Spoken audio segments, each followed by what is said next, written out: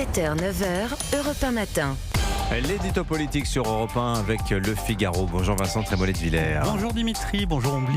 Bonjour à tous. Vincent, Le Figaro publie ce matin un sondage IFOP d'intention de vote pour les élections de 2027. Jordan Bardella est plus haut que jamais, avec dans certaines configurations un vote à 37% au premier tour. Je crois que c'est du jamais vu dans l'histoire de la Ve République.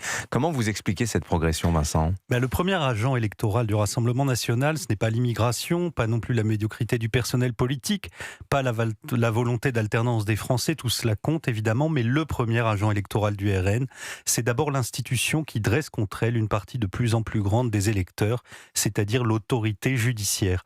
Le 7 juillet, des magistrats décideront qui sera candidat en 2027 entre Jordan Bardella et Marine Le Pen, et on pourrait croire qu'ils tiennent là leur triomphe, puisqu'après avoir disqualifié François Fillon, empêché Nicolas Sarkozy, ils ont le pouvoir d'écarter la favorite de l'élection présidentielle.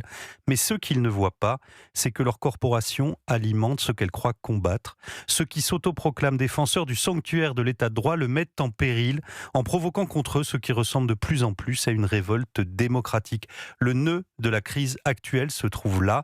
Des juges qui pensent protéger la démocratie des colères populaires et le peuple qui considère que les juges ne les protègent plus. La personnalité du candidat du RN compte moins dans cette histoire que cette polarisation de plus en plus radicale.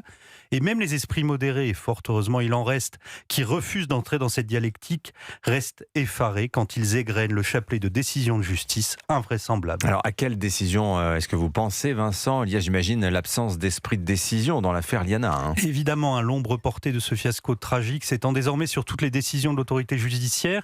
Mais avant elle, on peut relever la dissonance entre les violences barbares dans les rues le soir de la victoire du Paris Saint-Germain et la faiblesse des peines prononcées. Sur 572 gardes à vue, seulement 3 individus ont écopé de prison ferme. Comment voulez-vous que ça ne se reproduise pas à la fête de la musique, et même quand il n'y a ni fête ni musique? Les adolescents qui ont l'instinct de la transgression ont compris qu'ils pouvaient pousser toujours plus loin.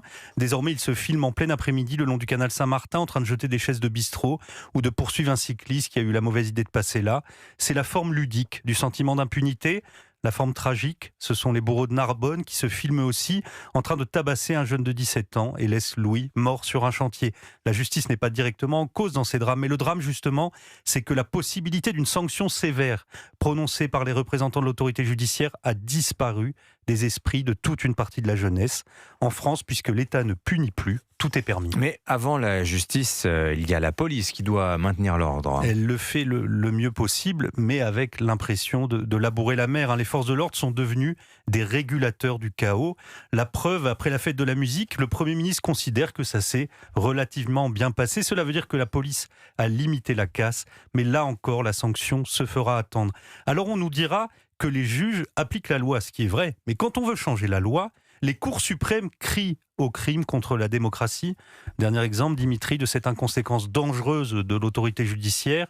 Lorsqu'un maire refuse, comme Robert Ménard, de marier un clandestin, donc un hors-la-loi, c'est l'élu, l'officier d'état civil, qui est condamné à une peine sévère, je la rappelle, amende de 75 000 €, 5 ans de prison, et en prime, le maire devient inéligible. On a l'impression d'être dans le film de Mel Brooks, Le shérif est en prison, mais malheureusement, ça n'est pas une comédie, c'est la réalité de la France contemporaine, et c'est beaucoup moins drôle. L'édito politique sur Europe 1. Merci beaucoup Vincent Trémollet-de-Villers.